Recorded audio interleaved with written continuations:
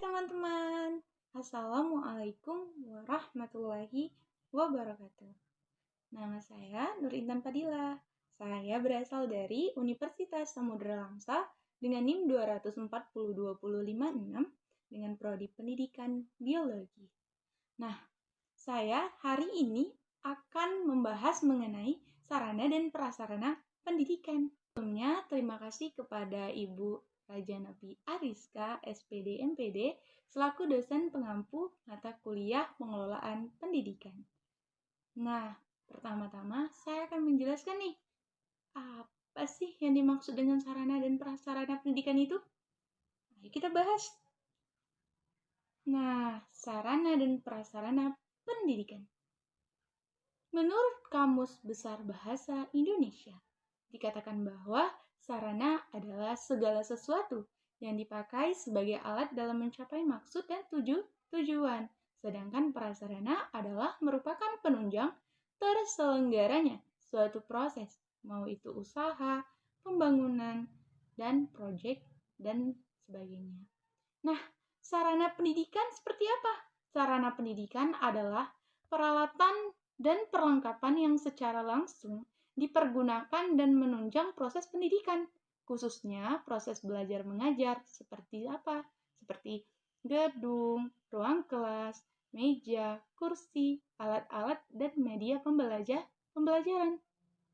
Adapun yang dimaksud dengan prasarana adalah suatu fasilitas yang secara tidak langsung menunjang jalannya proses pendidikan atau pengajaran, seperti halaman, kebun, taman sekolah, dan jalan menuju sekolah. Nah, selanjutnya yang pertama ada alat pelajaran, yang kedua alat peraga, yang ketiga media pembelajaran.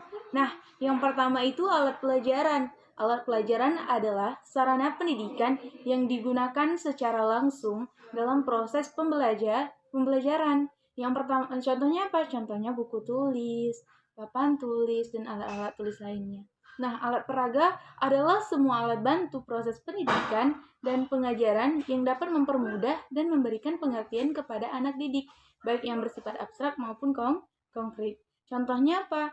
Contohnya seperti kalau misalkan kita mau menjelaskan mengenai bumi ini bulat, maka kita menggunakan alat peraga seperti globe.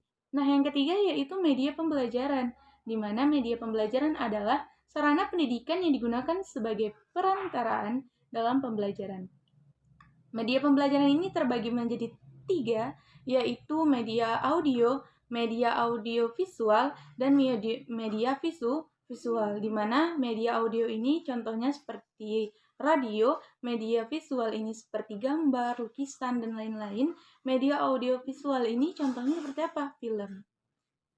Nah, selanjutnya yaitu prasarana pendidikan terbagi menjadi 2 macam, yaitu apa aja? Prasarana pendidikan secara langsung yang digunakan untuk proses pembelajaran seperti ruang teori, ruang perpustakaan, ruang praktek keterampilan, dan ruang laboratorium. Yang kedua yaitu prasarana sekolah yang keberadaannya tidak langsung digunakan untuk proses pembelajaran, tetapi sangat menunjang terjadinya proses pembelajaran.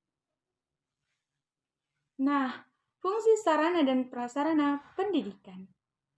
Fungsi sarana dan prasarana pendidikan ini tak terlepas dari mana, dari alat pelajaran, media pendidikan, dan alat peraga, di mana ketiganya bertujuan untuk memberikan pelayanan kepada peserta didik dalam menempuh pendidikan, sehingga pembelajaran berlangsung dengan secara efektif dan efisien. Yang pertama ada alat pelajaran, yang kedua alat peraga, yang ketiga media pembelajaran. Nah, yang pertama itu alat pelajaran. Alat pelajaran adalah sarana pendidikan yang digunakan secara langsung. Dalam wujudnya ada tujuan dari pengelolaan sarana dan prasarana pendidikan. Apa saja sih tujuannya? Gitu.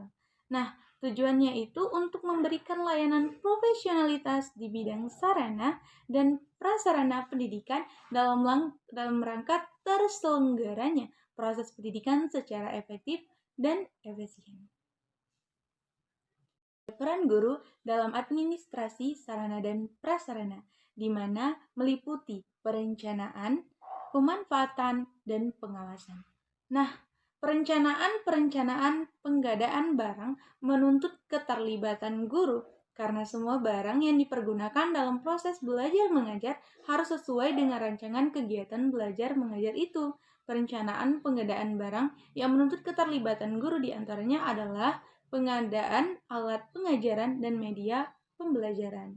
Yang kedua yaitu pemanfaatan dan pemeliharaan guru harus dapat memanfaatkan segala sarana seoptimal mungkin dan bertanggung jawab penuh terhadap keselamatan pemakaian sarana dan prasarana pelajaran yang ada. Nah, yang ketiga yaitu pengawasan penggunaan apabila sarana dan prasarana pendidikan itu digunakan oleh siswa yang ada di kelasnya. Maka tugas guru ini adalah melakukan pengawasan atau memberikan arahan agar siswa dapat menggunakan atau memakai sarana dan prasarana pendidikan itu sebagaimana dengan semestinya dan ditempatkan pada tempatnya sehingga membutuhkan pengawasan dari guru. Nah, selanjutnya ada prinsip-prinsip pengelolaan sarana dan prasarana pendidikan. Apa saja sih prinsip-prinsip pengelolaan sarana pendidikan itu? Nah, yang pertama ada prinsip pencapaian tujuan. Yang kedua ada prinsip efisiensi. Yang ketiga ada prinsip administrasi. Yang keempat ada prinsip kejelasan dan tanggung jawab. Yang kelima ada prinsip kekohesifan. Nah, peran guru dalam administrasi sarana dan prasarana, di mana meliputi perencanaan, pemanfaatan, dan pengawasan. Nah, perencanaan, jika terjadi kesalahan dalam penyampaian yang saya tampilkan, saya mohon maaf karena saya masih dalam proses belajar. Terima kasih untuk perhatiannya. Assalamualaikum warahmatullahi wabarakatuh.